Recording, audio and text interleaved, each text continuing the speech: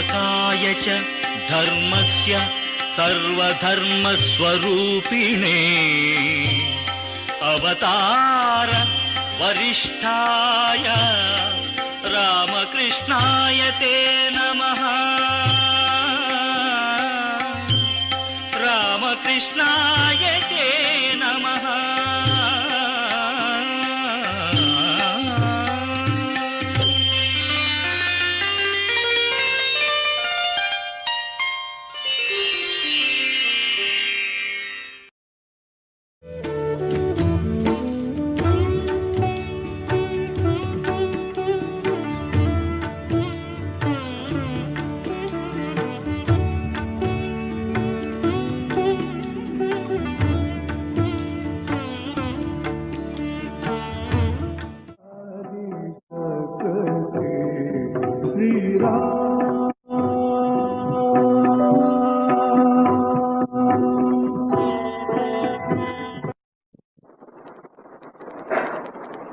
Last Sunday,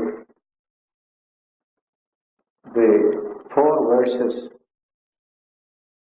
29, 30, 31st and 32nd of the 6th chapter dealt with that capacity to see the same divine self in all beings, that samatha drishti was declared as a fruit of this inward meditation. The Gita's yoga is connected with daily life and work. But meditation yoga has something to contribute to this yoga of the Gita. It is an integral yoga. All aspects of spiritual life are combined together. So one chapter is devoted to this great subject of meditation. We studied the whole of those verses dealing with the subject. And now the last 4 verses 29 to 32, refer to this great achievement of samatha drishti, samabhava, as a result of that meditation. This achievement can be had through bhakti also, through jnana also, as through this dhyana path, especially developed by Patanjali in his Yoga Sutras. So we should keep in mind that this achievement can be had through all these paths. And in the 5th chapter we have already seen the spirit of equality, samatha bhava, coming from jnana. From the 7th chapter he will get the same achievement through bhakti in several chapters. So the ideal is this, to see the same Atman in every being and feel one's oneness. Remove this concept of separateness, out of which comes evil, violence, hatred, everything comes from that sense of separateness. So this non-separateness, this samatha bhava, we have to achieve, for which we have to go beyond the sensory level. At the sensory level, everything is different. It's only when you go beyond the sensory level, you find that supreme unity, pure consciousness, one and non-dual, behind everything in this universe. And so, going beyond the sensory level is necessary in every path. Bhakti, jnana, karma. Only difference is, in this jnana path, or meditation path, or jnana, spiritual knowledge, the path is rather difficult. But in the bhakti path, the same thing is achieved more easily. We don't do much violence to our own sensory nature. We go with it and slowly transcend it. That will be told later on in the 12th chapter on Bhakti by Sri Krishna. But we should keep in mind this. The goal is this, but the goal can be attained through all these various paths. But in the Gita, all these paths are blended together into one supreme spiritual path, what I call a comprehensive spirituality of action and contemplation blended together. That is the philosophy for this modern age. That God can be seen not only with eyes closed in meditation, but also with eyes open at the time of work. This is a profound idea in Advaita. And in this modern period, Sri Ramakrishna has specially stressed the importance of this comprehensive spirituality of the Gita based on that Advaitic vision. Meditation is a difficult art. Anybody who has tried it will admit that it is not easy. Years and years, you go on meditating. True meditation will not come so soon. The mind has been accustomed in a particular way, you cannot change it so easily. And so, if by concentration and meditation you have to get this sameness of vision, samatva bhava, then it is far away. There is no hope for us. This doubt is being voiced by Arjuna in verse 33 and 34, which we take up for study this evening. Arjuna said, Yoyam yogas tvaya proktaha samyena madhusudana etasyaham na pashyami chanchalatvat sthitim sthiram. You spoke of that wonderful vision of equality, samadarshitva, samatva, as a result of this yoga. I find it extremely difficult because the mind is very fickle. That stability, that steadiness, we do not get to have this wonderful vision. Yoyam yogas tvaya proktaha. The yoga which you expounded just now, Jnana Yoga. I am not able to understand how we can achieve that samatva through this yoga, because chanchalatva, the mind is very, very fickle. We cannot concentrate it easily. That stability, that steadiness, we cannot get. Then the next verse, he expands it further. Chanchalam hi manah Krishna pramati balavad dridham tasyaham nigraham manye vayoriva sudushkaram.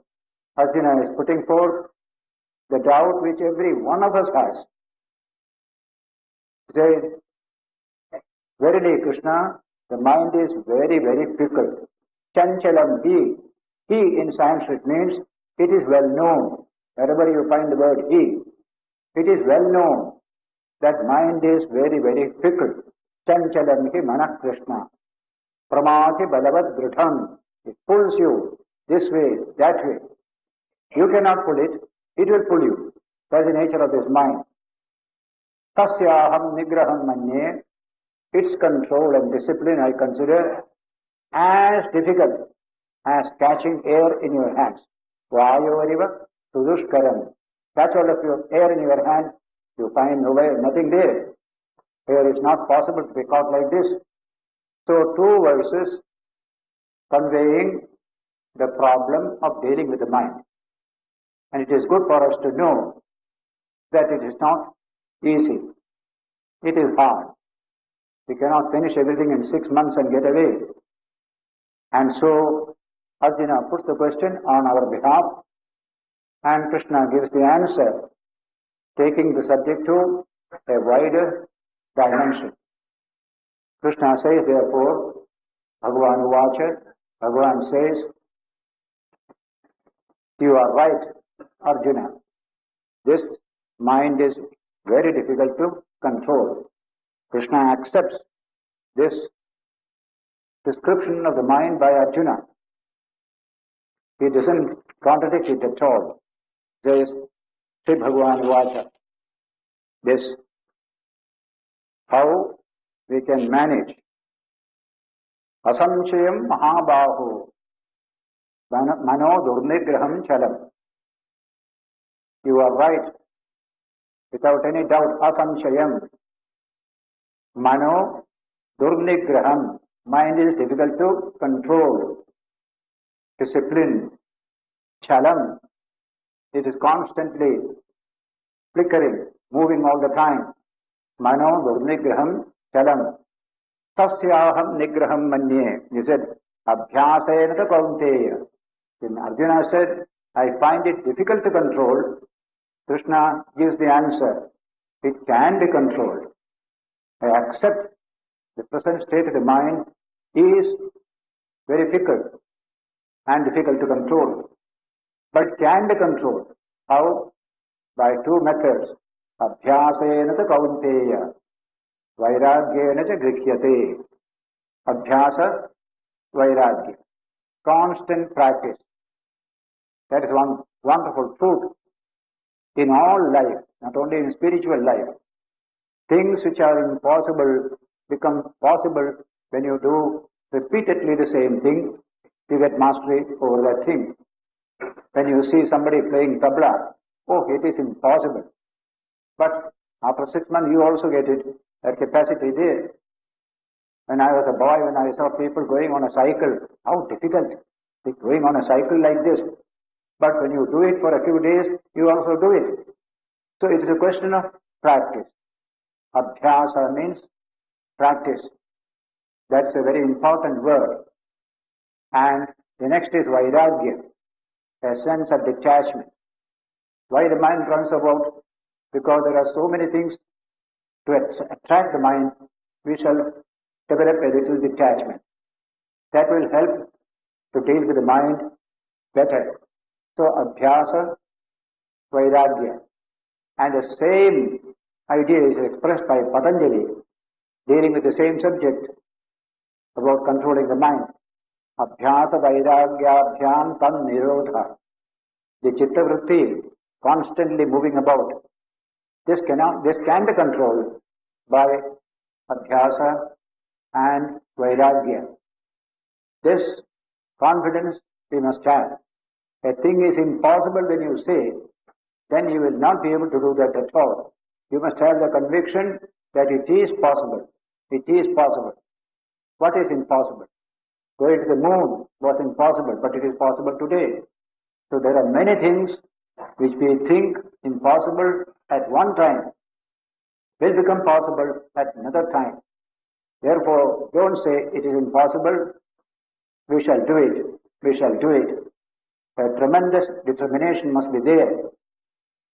This is expressed in Mandukya Karika of Gaudapada in a famous verse that dealing with the mind, you must have a tremendous determination. What is the type of determination? Taking a piece of grass, with that grass, you try to empty the ocean, drop by drop. With that determination, you must do this. Utseka udater yadvat, kushagre naika binduna, manaso nigrahas tadvat, bhavet aparikhetataha. Without depression, we must consistently pursue this work of dealing with the mind. Just like a bird decided to empty the ocean because it had destroyed its eggs which it had laid nearby. The bird came and took a piece of grass and started emptying the ocean drop by drop. A sage saw it. It's wonderful. This is what we need in our daily life. That determination. I shall do it. Mount Everest climbing was difficult. Today everybody does it. Women also do it. So I'm telling that there is capacity in the human mind for achieving control of the mind and achieving the truth of the Atman. We must have the faith in that power of the mind. That enormous possibilities are there hidden in every one of us. A child finds a thing difficult, but a young man of 20 will find it easy. In this way you can see that our judgment regarding possibility and impossibility of things is very relative. So don't go to an extreme assertion, oh it is impossible. Okay, you can say at present it is impossible, but I shall do it. I shall do it. That should be the attitude.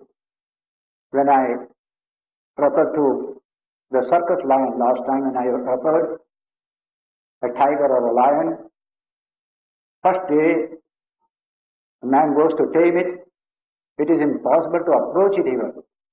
Such a terrible look and grunting and roaring, and you get frightened. But you work it. You be at it slowly, and you tame that terrible animal. You can just sit on his back. That's what we do with regard to the wild animals around us. The wild mind is also the same. It can be tamed. It can be made a servant of your purposes. Therefore, that faith must be there. I shall. Let it take any number of years, even lives, but we shall do it. Our concept of time is not confined merely to one physical existence. It is much wider, much vaster. What I fail to achieve now, I shall achieve it later, but I shall continue to struggle. And I shall achieve something and leave it for the next incarnation to achieve the remaining. This vast canvas of time is given to man because he has got many things to achieve and he has got many possible energies hidden within him.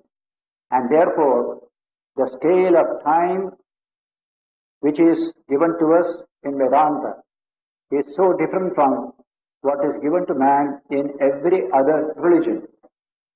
Therefore, Krishna will later on say about this wonderful time scale available to us in achieving things.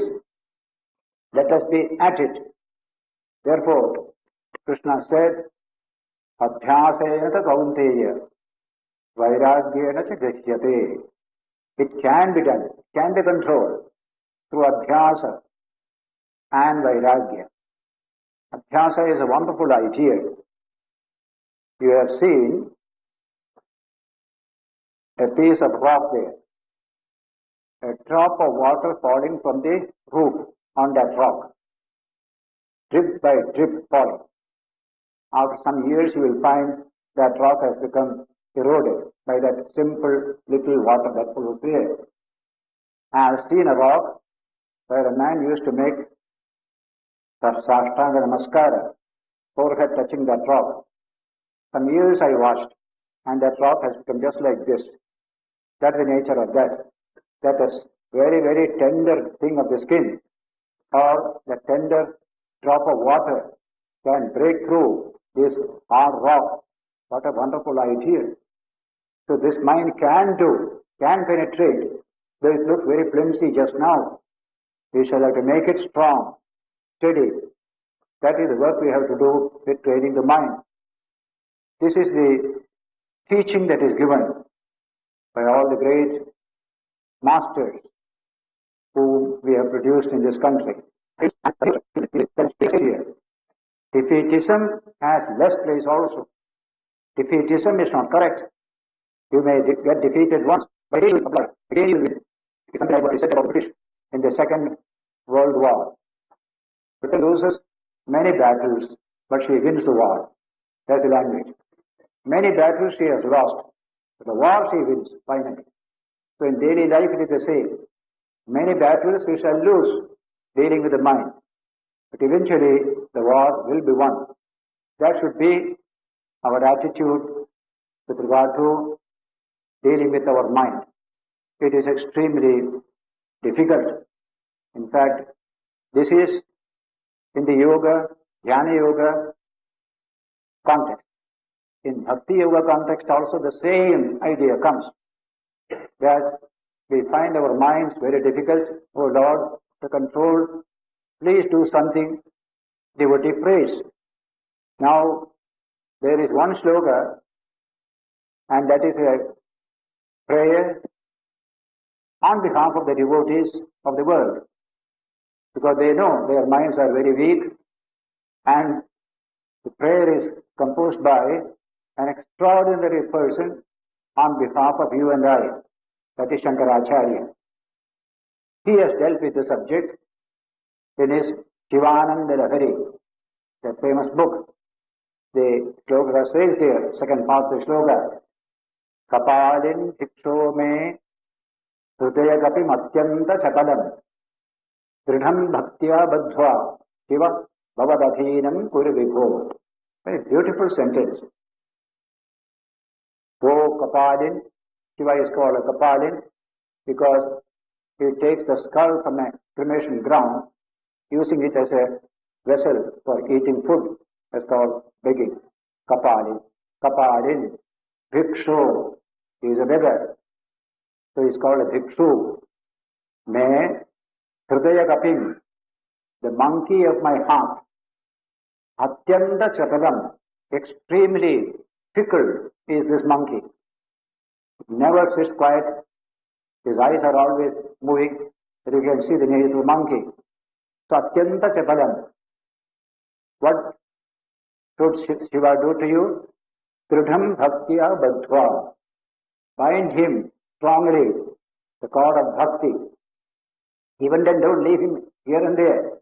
Bhavadatinam kuru vibho. Keep him at your own feet. Then there will be no fear.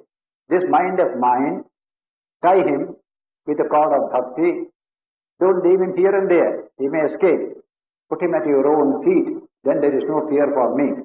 That is the prayer of Shankara on our behalf. A bhakta praying to the divine. Kapalin hikto me hridayakapim atyanta chakalam dridham bhaktya badhva shiva bhavadadhinam kuri vibho. So in devotion also the same problem comes. Why the mind is not settling at the feet of God, right, running about all the time. And so this is a constant problem in spiritual life as well as in all types of higher life, where character development is the central theme. To develop character, we need a measure of control of the human mind. Whatever the mind does, you do. There is no character out of that. You have to direct the mind in a particular direction. You have kept a goal in front of you. The mind must be trained to go in that direction. Then you find difficulty. So it is a problem for everyone who wants to live more than the usual animal life, where every impulse is given free expression.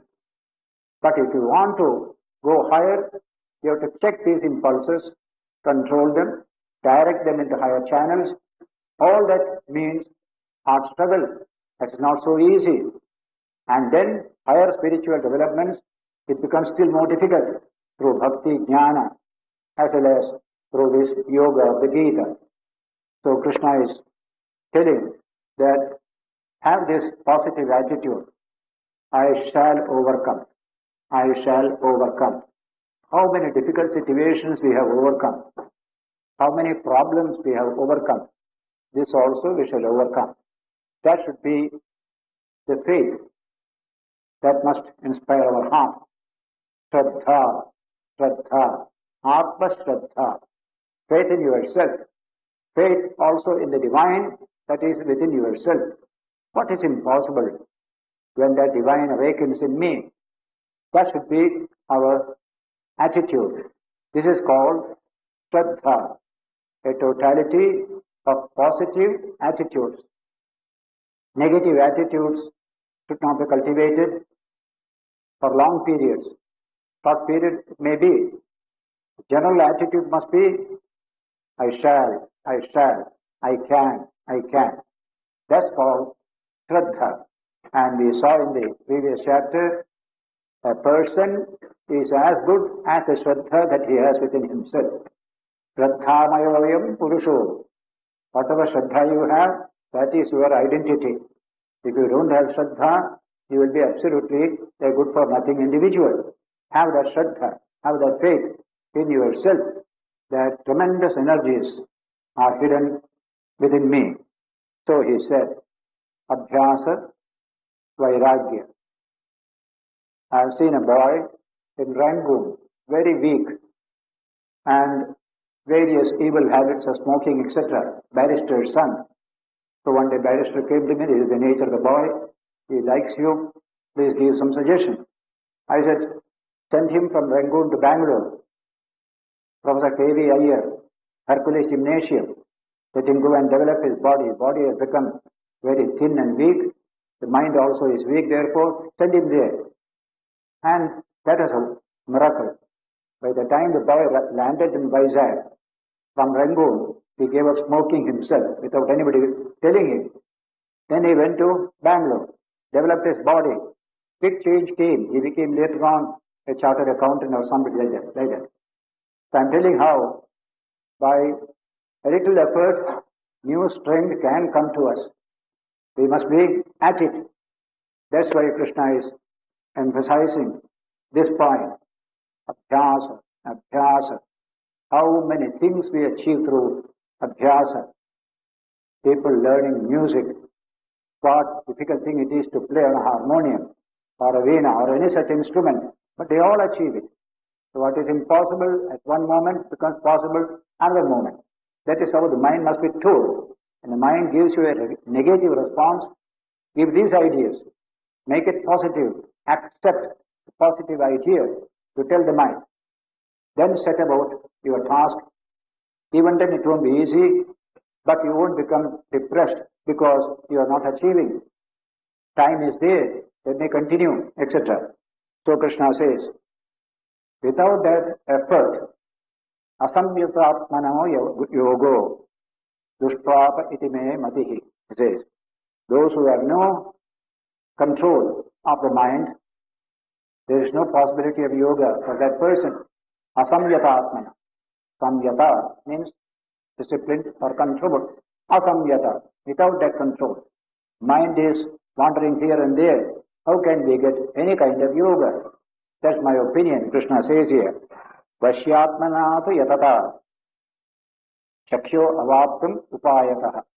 But those who have some measure of control over the mind, some measure, may not be all, that person or such persons can achieve real yoga by adopting proper means.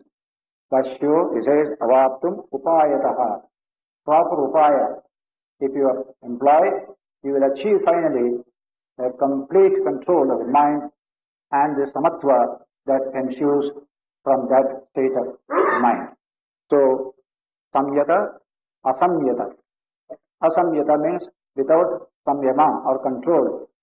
And samyata means well controlled, well disciplined. Proper methods are to be adopted and you will achieve the result. Then, Arjuna again asking a question. Arjuna uvacha. Ayati Shraddhayopeto Yogacharita Manasaha Aprapya Yoga Samsiddhim Kandadim Krishna Gacchati. A person was struggling. Later on, he became a little amiss in his struggle, weakening his endeavor. Then he loses his yoga state. Ayate Shraddhayopeto. But he has great Shraddha.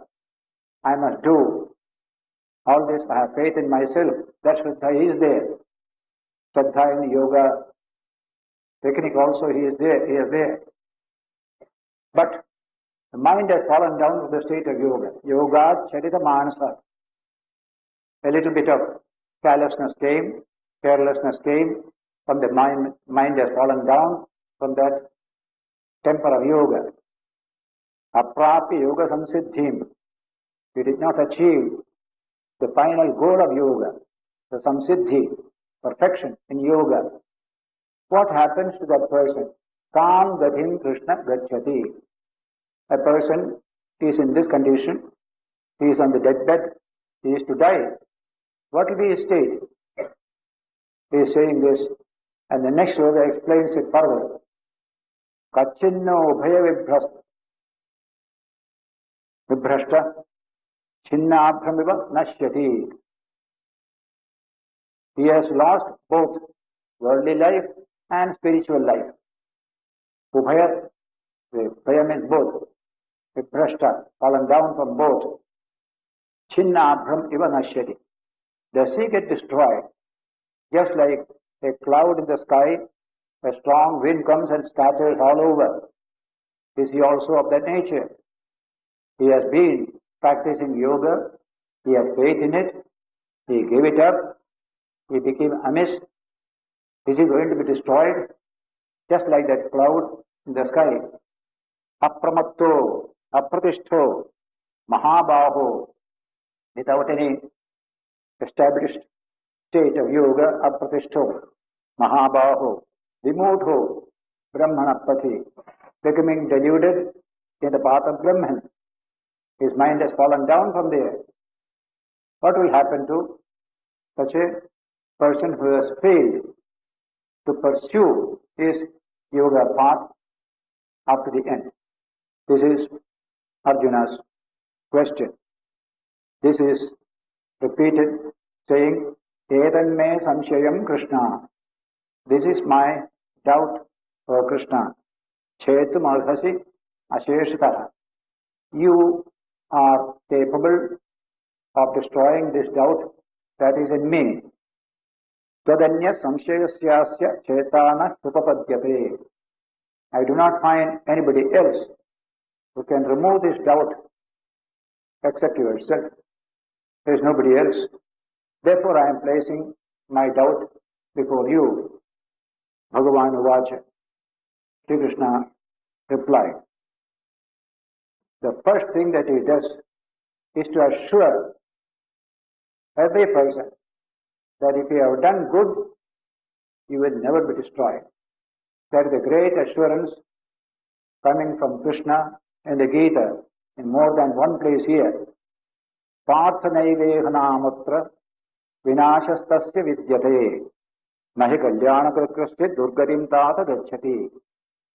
Arjuna, I tell you that neither in this life nor in the future life that person who has struggled for spiritual life has any possibility of being destroyed.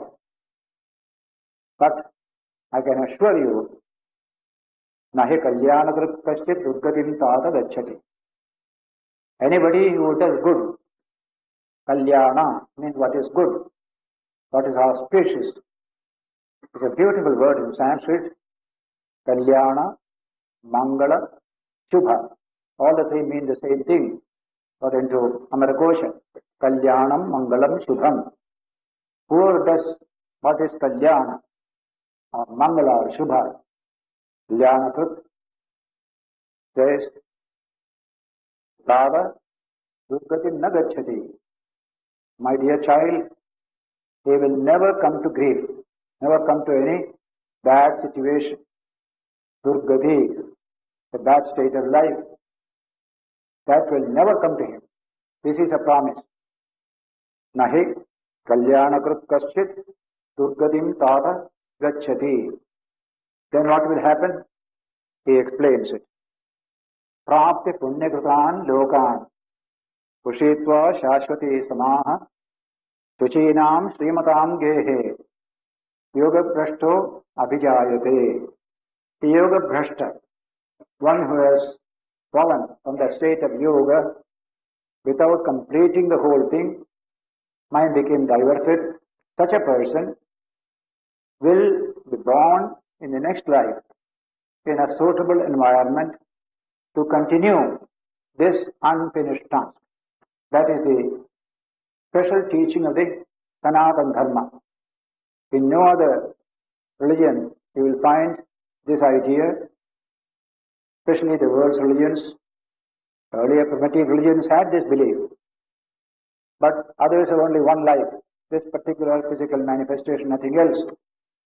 But in India, all the great teachers of India, Hindu, Buddhist, Jain, all, they have emphasized that this physical manifestation is only one such manifestation. Many have gone behind us, many will come in front of us also. We are in search of something.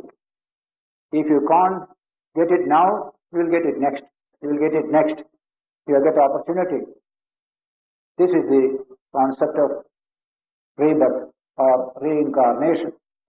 That knowledge came to us when we discovered that this human being has three personalities. One is the gross personality of the physical body, Sthula Sharira, within which there is a subtle personality of our ideas and thoughts and impressions, etc. That's called Sukshma Sharira, the subtle body, within which is the Karana Sharira, the causal body, extremely subtle. So one is gross, the other is subtle, the other is extremely subtle. At the time of death, what happens is the gross body is shed, it goes away. It has a limited frame of life. Its time frame is different, very limited, whereas time frame of the subtle body is much vaster. So, even now, much of our day-to-day life is conducted by that subtle body through the physical gross body. This is only a container-like thing. Our conscious experiences are controlled by the unconscious, subconscious levels of the human mind. They constitute the Sukshma Sharira, containing all the impressions of our life, of actions, etc. When we discover this Sukshma Sharira, then we got this new idea. Death is not the end of human life. Only this particular manifestation ended there, and your march continues. So that death is treated, therefore, not as a full stop, but only a comma or a semicolon, but not a full stop. The sentence continues further and further, but physically you cannot verify it. It can be verified only spiritually. So the sages who could go deep into the human mind could discover this type of existence beyond the physical manifestation. So what is done here is not destroyed. We continue our march later. This is just a sleep, and we wake up and continue the march. A pilgrim going to Kedar takes a sleep at night at a particular place, but next morning continues the pilgrimage again. And human life is like this. This is a profound truth of our religion, which is attracting the attention of increasing numbers of people, even though it cannot be verified. There is no physical verification. This sensory system cannot verify it. No quantity can be made out of it. And yet, the whole idea has some profound truth within it. People feel it. Even an agnostic like Thomas Huxley, collaborator of Darwin, he himself said, our science has no objection against this wonderful truth of rebirth. No objection. Science doesn't support it, doesn't confirm it, but it has nothing to object to it. That's the language he has used, perfectly correct. So also many other scientists, they would like to know the truth of this. After all, we lived and one day quietly died away. Is everything over? Everything over? That suspicion remains all through. Every human mind has asked this question. Astityeke nayam astiti chaike. As the Kathopanishad said, some say everything is over with him, some say there is still something left over. We may not see with these eyes, but it is there.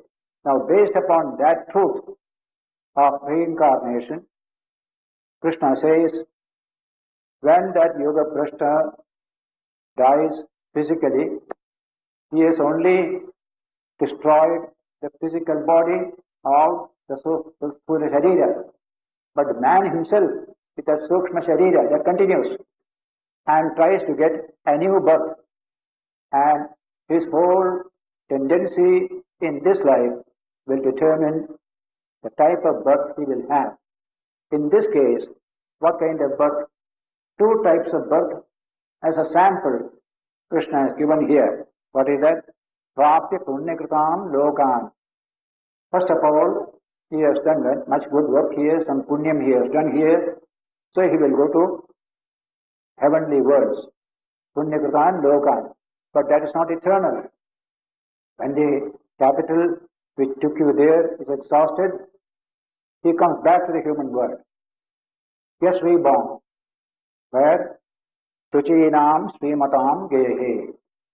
In a prosperous family, but a pure family, such a person will get a birthday. He will be gravitating to that particular situation. After all, there is such a thing as a affinity. This soul has affinity with that situation. Therefore, he finds it possible to be born there. So he said, Shashwati Samaha, having lived long in that heavenly enjoyment, when the capital is exhausted, punyam capital is exhausted, he may be born in a Tuchidam Srimatam Gehe, Yoga Prashto Abhijayate. He is born there. And what happens when he is born there? Within a short time, the entire samskara of the past comes to help him. He starts his journey once again where he left off. Nothing is lost what he have done. And so he will say that Tatratam Buddhi Samyogam Lepate Paurvadehikam.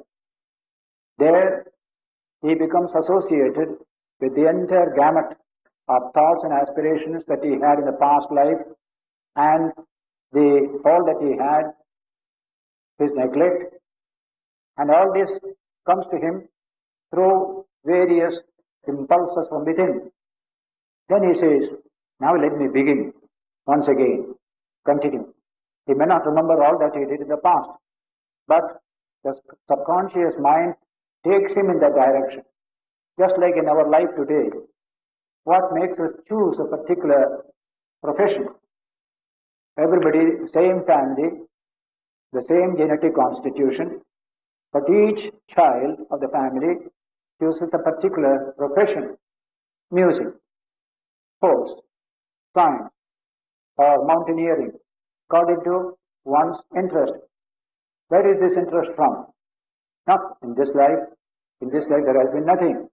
So there is impulse coming from the past. I don't know what it is, but it is impelling me. I must go for this. I must go for this. You argue with that person, that boy or girl. No, don't do it. Go for something else, something else. You may try it, but no, you will come back to this. This is my choice. This is my choice. This determination in the new life is based on what all we did in the past life. It gives you a particular impulse, a particular direction. So, tatratam buddhisam yog. Adhava. First birth is in a Shuchinam Srimatam Gehe. The second birth is in a yogi's own house. That is the sloka 42. Athava yoginameva. It says, Kule bhavati dhimatam. A very wise yogi's family may not be economically well-to-do, but they are fine, nice people. They are also practicing yoga. There you will get a birth there. that will stimulate you all the more. You like that? You can see in India today, in the number of people applying for central services, particularly IAS, IFS and IPS. The largest number is from Delhi, because the whole atmosphere of the family is there. He is governed by this service, various types of services. So the whole atmosphere has a stimulus to give to the child born there. So in the beginning, Delhi dominated all these intakes into central services. Slowly, it is now spreading to the interior areas also, because everywhere this new samskara is coming. So people from faraway places, even small towns, even villages, people are coming to apply for central service. There's such a thing as a sort of a stimulus being given to you by the atmosphere of the family or society. In the case of yoga, it is just the same. In a holy family, you will have the tendency to pursue what you left off earlier. You may not know the why of it, but it is something that pulls you in that direction. You cannot say no to it, nobody else can say no to it. That is the idea. Athava yoginameva kule bhavati dhimatam. Very wise family. A yogin who is very wise. But etadhi durlabhataram. This is extremely difficult to get. This option is not so easy. Etadhi durlabhataram. Loke janma yadidrisham. This kind of birth in the world is rather very rare. Not so many. But some cases are there of this nature. So he had already an atmosphere of yoga. He has already impulse of yoga within him. These two conspire together to start him on his continued journey in the path of yoga. Therefore, he says, in that new birth, tapratam buddhi samyogam labate paurvadehikam. There, by the time the child is 4, 5, 7, 8, whatever it be, a certain impulse comes, coming from the past birth, already working in his sukshma sharira, impelling him to choose the spiritual path, the yoga path. He has left it off, now continue the journey towards spiritual perfection. Tatratam buddhi samyogam labhate paurvadehikam.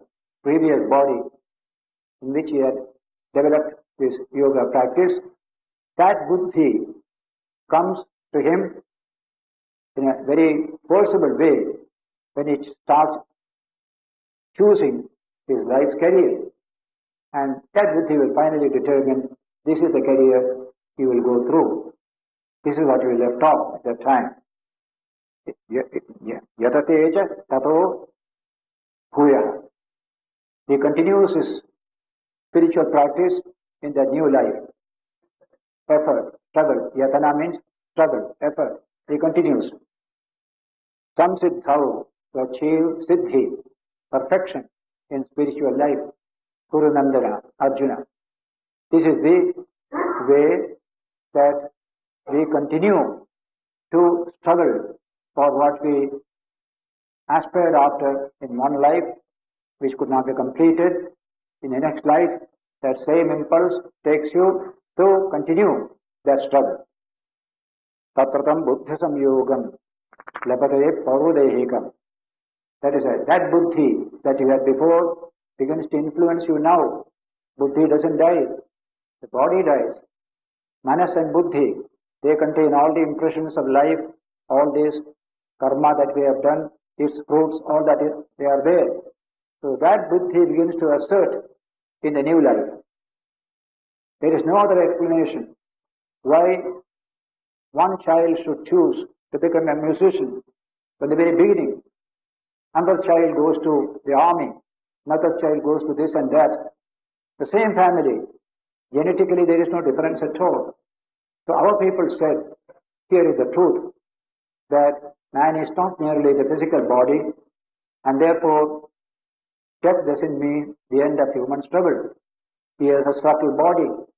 That body survives the death of the physical body. And that body, Sukshma Sharira, manufactures a new body for itself, suitable to its own purpose. This is the teaching given by, as I said, all the teachers of various religions that had their birth in India. Now, this is the idea, the impulsion that you have from the past birth takes you sometimes in spite of yourself. That is language. Purvabhyasena tenaiva kriyate yavashuvapitha. Purvabhyasa, the previous abhyasa that you had, that draws you into the line of spiritual practice. In spite of yourself, you may not particularly very much take it, but your inner impulse will slowly take you in that direction. Then in a beautiful truth, Krishna says here, Jijñāsurapi yogasya Shabda Brahma Divartate. Shabda Brahma means the Vedas. The do's and don'ts of a religion is what is contained in the idea of Shabda Brahma as Vedas. Do this, don't do this, etc. In Quran, the Bible, everywhere you will find that aspect of religion, do's and don'ts of religion. You transcend these do's and don'ts when you begin to experiment with religion. Till experimenting, you are subject to do's and don'ts. But once you start experimenting, you go beyond the do's and don'ts of any religion. So, he transcends Shabda Brahma, who Jijñāsurapi yogasya. The very investigation of yoga, experiment with yoga, when you begin to do, you don't need the help of these do's and don'ts at all. You are an experimenter. That is real religion. Do's and don'ts is only very elementary.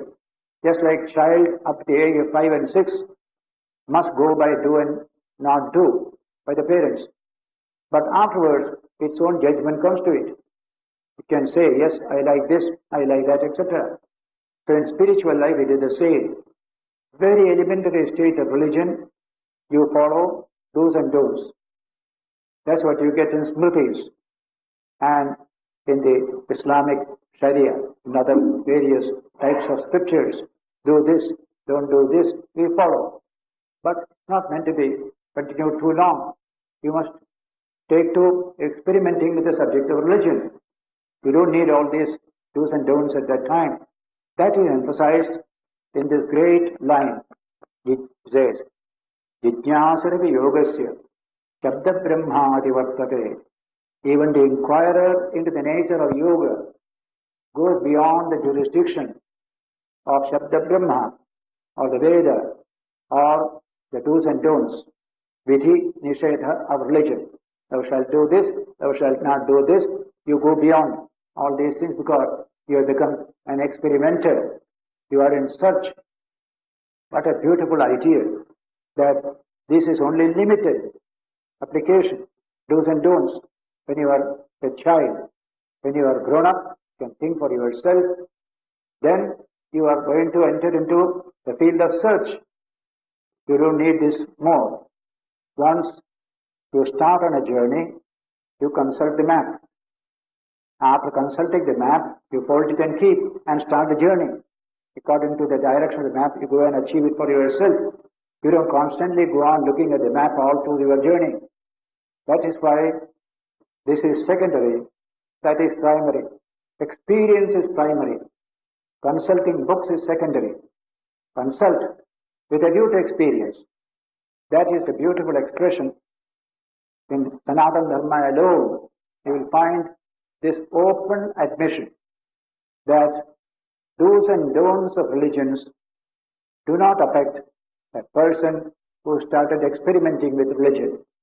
When you live the spiritual life and struggle, you come to the science of religion. The other is ethnical aspect of religion. I belong to the Hindu religion, so certain things I have to do. I belong to the Muslim religion, certain things I have to do or avoid doing, etc. But once you enter into the practice of religion, you come to the science of religion.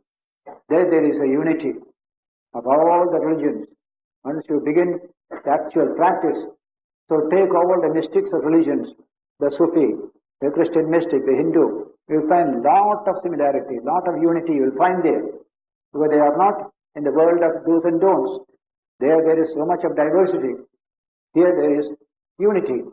And the truth proclaimed by each is also the same. That sense of unity, sense of infinite love and compassion, these are the universal truths experienced by the world's mystics of any and every religion. So that is where pure religion begins. Religion as a search, religion as a science. Science depends upon seeking. I am quoting Eddington, the famous mathematician, astronomer of England, who says, you cannot understand the spirit of true science or true religion without keeping seeking in the forefront. Keep seeking in front of you. Then you are a scientist. Then you are a spiritual person. Nobody is born a physicist. Nobody is born an astronomer. He seeks astronomy. He seeks physics. Therefore he becomes a scientist. In religion, we are born in a particular religion, a particular set of do's and don'ts, and remain there. If you want to be a scientist, you must begin to ask and seek. Then you will become a scientist in religion. This is the one great understanding our people must have today. Permanent peace and harmony between religions will come when we understand these two dimensions of religion. The first only the beginning, but it must lead you to the second. Then only there will be a science of religion.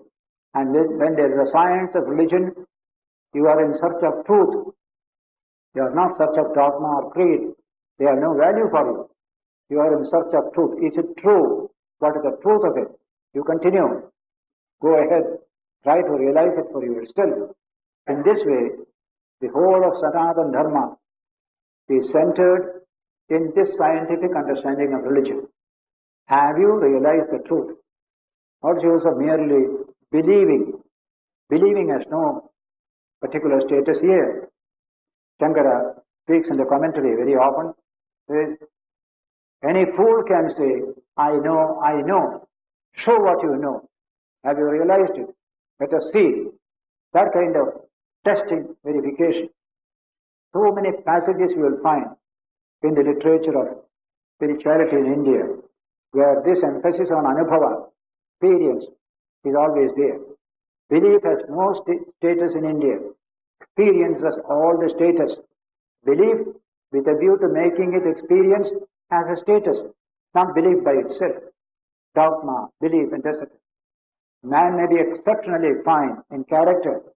He may not have any beliefs at all, and we respect that person. It's not merely a believer. Believer has no particular status. So Krishna is giving the essence of a profound idea, which is found only in Sanatana Dharma. In every other religion, if you try to experiment and try to experience something, you may even be killed. You must not go beyond orthodoxy, that particular do's and don'ts. Never go beyond it. How many beautiful mystics have been killed? How many have been controlled by religious authorities in Christianity, in Islam? In Islam there have been many beautiful mystics who have realized very high truths. They had to face death. Even in our Mughal period, we had one great, rather two great mystics. One is Aurangzeb's own brother, Dara Shuko. He was also a mystic. He also wanted to be the emperor, but Aurangzeb was more politically clever, so he could kill him and become the emperor. But Dara Shuko was a seeker, a mystic, the very sense of the term. Then there was one Karmal in Aurangzeb's time. Very lovable soul, broad-minded, because he was practicing religion. a scientist in religion. Aurangzeb didn't like it. And so what happened? He was condemned to death. And when he was about to be killed, he made a poem. He wrote a poem. I have quoted that poem in that book, Divine Grace. Very interesting poem. Oh Lord, for some time I had a serious trouble, a headache troubling me all the time. Now the problem is solved once for all, for the head itself is being taken away. Like that he has written a poem also, just before he died. So, this concept of going beyond the letter of the law